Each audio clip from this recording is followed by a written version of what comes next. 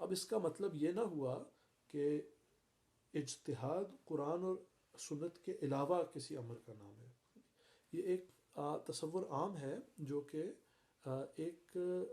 محدود معنی کے طور پر تو درست ہے، لیکن ایک وسیع تر تصور کے طور پر یہ غلط تصور پیش کرتا ہے اجتہاد کا. اور وہ تصور کیا ہے؟ وہ یہ ہے کہ قرآن اور حدیث سے تمام فقہ حاصل ہوتا ہے. جہاں قرآن اور حدیث سے کوئی واضح جواب مسئلے کا نہ حاصل ہو تو وہاں اجتہاد سے رجوع کیا جائے. یہ تصور اجتہاد کی ایک جامع اور جب کامل تعریف کی جاتی ہے تو اس سے مطابقت نہیں رکھتا، اور یہ ایک محدود حد تک شاید درست ہو کہ ایسی صورتوں میں جہاں ابتدائی طور پر قرآن اور حدیث کی روشنی میں، قرآن و سنت کی روشنی میں ایک واضح طور پر ابتداً جواب حاصل نہ ہو تو اجتہاد کے ذریعے اور قیاس اور اجماع کی روشنی میں اور اجتہاد کے ذریعے ایک نیا حکم جو ہے وہ تخلیق کیا جائے جو قرآن و سنت سے مطابقت رکھتا ہو. یہ اس محدود حد تک تو درست ہے، لیکن جو اجتہاد کی مکمل تعریف ہے وہ اس تعریف کی مقید نہیں ہے، بلکہ جو جامع تعریف میں نے آپ کے سامنے عرض کی وہ فقہ کی تشکیل کا ایک بہت اہم حصہ ہے. ہاں، جب ہم قرآن اور حدیث کی روشنی میں، قرآن و سنت کی روشنی میں احکامات واضح کرتے ہیں تو یہ ایک اجتہاد کا عمل، یہ بھی اجتہاد کا ایک عمل ہے. اور اسی طرح اگر اس کو ایک لسانی اعتبار سے دیکھا جائے تو اجتہاد کا لغوی مفہوم جو ہے وہ کوشش کرنے کا، اور وہ کیا ہے کہ جو مجتہد ہے، جو اجتہاد کرتا ہے، وہ کوشش کر رہا ہے اپنی کہ قرآن اور سنہ میں سے وہ اپنی دین اسلام کی اور شریعت کی فقہ یعنی کہ سمجھ قائم کر سکے، اور اس سمجھ کے ذریعے پھر وہ احکامات بیان کرے کہ قرآن اور سنہ کے روشنی میں اس کی کوشش کے بعد جو سمجھ پیدا ہوئی ہے اس کی روشنی میں کیا احکامات ہیں، قرآن و سنت کی شریعت کے کیا احکامات ہیں. اور اجتہاد کا لفظ عربی کے ان 3 حروف سے آتا ہے جہدہ کے، جس سے لفظ جہاد بھی نکلتا ہے. تو یہ جہدہ سے مراد اس کوشش کا نام ہے جو ایک مجتہد کرتا ہے. اسی طرح اسلامی علوم کی تاریخی اعتبار سے جب اجتہاد کا تصور وقت کے گزرنے کے ساتھ تبدیل بھی ہوتا رہا ہے، اور اس کے مختلف عناصر جو ہیں اس کو زیادہ اہمیت اور کبھی ملتی رہی ہے مختلف ادوار میں، جس کا میں ذکر کروں گا.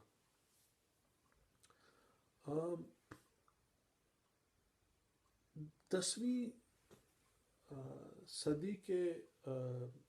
آس پاس کئی فقہا کا یہ خیال تھا کہ فقہ کے معاملات پر خاص کر مالکی اور حنفی فقہا کا خیال تھا، کئی کا، اکثریت کا غالباً، کہ فقہ کے معاملات میں اجماع قائم ہو گیا ہے، اور اس طرح کے اجتہاد کی ضرورت نہیں ہے کہ بار بار دوبارہ قرآن اور سنت کے روشنی میں دوبارہ سے اثر نو مسائل کے جوابات تلاش کیے جائیں، اور عبادات یا انسانی دیگر معاملات سے متعلق شریعت کے احکامات کو دوبارہ سے واضح کیا جائے. اچھا، اب اس بات کو 10ویں صدی کی جب ذکر کیا جا رہا ہے تو اس وقت اکثریت حنبلی فقہا اور ایک کثیر تعداد شافعی فقہا کی رائے یہ تھی کہ حقیقی معنوں میں اجماع قائم نہیں ہوا، کہ ہمیشہ کے لیے یہ اجتہاد کا جو طریقہ کار ہے فقہ کے احکامات وضع کرنے کا، اس کو چھوڑ دیا جائے، اور وقت بدلتا جائے گا، وقت کی ضروریات بدلنے کے ساتھ ساتھ یہ ضرورت قائم رہے گی کہ ہر نئے سوال کا جب قرآن و سنت کی روشنی میں سوال اٹھے اس کا جواب تلاش کرنے کے لیے قرآن و سنت کو اصول فقہ کا استعمال کرتے ہوئے اس میں سے اس نئے سوال کا جواب تلاش کیا جائے، اور اسی کا نام اجتہاد ہے۔ اچھا، آگے بڑھنے سے پہلے ایک اور پہلو پر نظر دوڑاتے ہیں اجتہاد کے، اور وہ یہ ہے کہ مختلف فقہا نے اسی قرآن اور اہل سنہ کے ٹریڈیشن میں انہی صحائح ستہ کی کتب اور دیگر احادیث کی کتب سے کیوں اور کس طرح مختلف احکام فقہ جو ہیں وہ حاصل کیے۔ اگر سب قرآن اور سنت کو بنیاد بنا کر اجتہاد کر رہے ہیں، چاروں فقہا اور چاروں فقہا کے مکاتب فکر اور جس کو ہم بلکہ عربی میں اس کو مذہب کا لفظ استعمال کرتے ہیں، یہ چار مکاتب فکر فقہ کے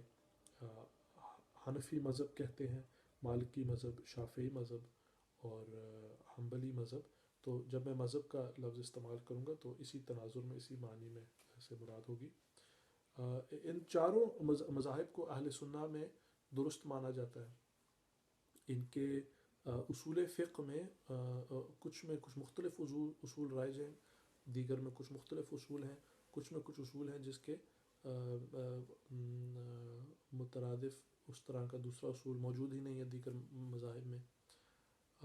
لیکن وہ سب کو درست مانا جاتا ہے ان اصولوں کو، کیونکہ وہ قرآن اور سنت کی روشنی میں ترتیب دیے گئے ہیں۔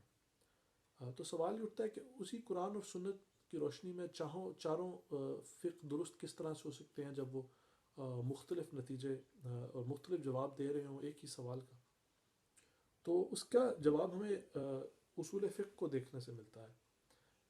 اصول فقہ جو ہیں یہ وہ اصول ہیں جس کا استعمال کر کے قرآن اور سنت سے آپ اس سے پہلے عرض کیا فقہ کے احکامات اخذ کرتے ہیں۔ اب کیونکہ ان تمام فقہا اور ان تمام مذاہب نے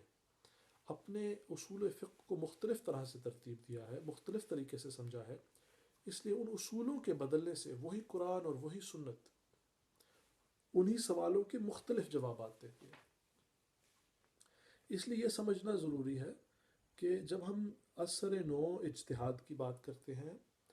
تو اس سے مراد یہ نہیں ہے کہ تقلید کو ترک کر دیں یا قرآن اور سنت کے علاوہ کسی نئی بات کا اضافہ کریں،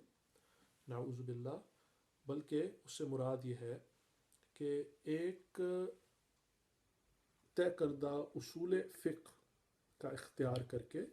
ان اصول فقہ کا استعمال کرتے ہوئے قرآن اور سنت سے کسی سوال کا جواب حاصل کیا جائے۔ ٹھیک، اب ان اصول فقہ کے مختلف ہونے کی وجہ سے مختلف فقہا نے اسی قرآن اور اسی سنت نبوی صلی اللہ علیہ وسلم سے مختلف احکامات فقہ اپنی اپنی کوشش، اپنی اپنی سمجھ کے مطابق مختلف اختیار کی، لیکن کیونکہ تمام کا سورس ذریعہ قرآن اور سنت نبوی صلی اللہ علیہ وسلم رہا، اور تمام اصول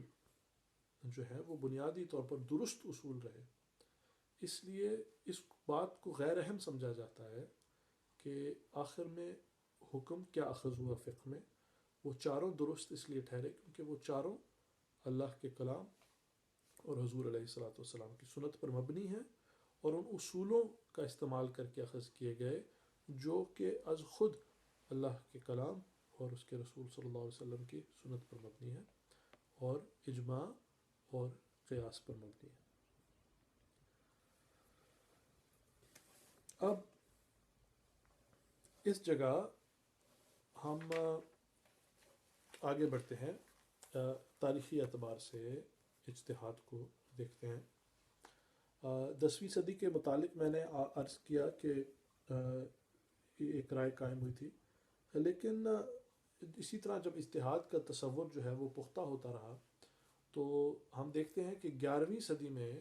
اہل سنہ نے اجتہاد کے ساتھ مجتہدین کے معیار پر بھی بہت کچھ لکھا، اور اسلامی تاریخ میں مجتہد کون ہے اور اجتہاد کون کر سکتا ہے، اس سوال کا بھی جواب اکثر بدلتا گیا،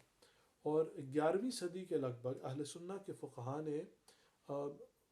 مجتہدین کے ذاتی علمی معیار کی بھی کسوٹیاں قائم کر دیں، اور ایسے وہ ایسے علوم وضع کیے، ان کی فہرستیں مرتب کیں جن کا حاصل کرنا ضروری ہے کسی بھی شخص کے لیے کہ وہ اجتہاد کر سکے اور وہ مجتہد بن سکے۔ ان میں ظاہر سی بات ہے ان علوم کی تفصیل میں نہیں جائیں گے، لیکن ایک صرف تعارفاً اس میں ظاہر عربی زبان اس میں ہے، عربی گرامر اس میں ہے، منطق اس میں شامل ہے، دیگر علوم حدیث اسماء اور رجال اس میں شامل ہیں، علوم روایات اور دیگر علوم اسلامی اس میں شامل ہیں، جو یہ ساری پری ریکوزٹس ہیں، ریکوائرمنٹس ہیں کسی شخص کے لیے اس سے پہلے کہ وہ مجتہد ہو۔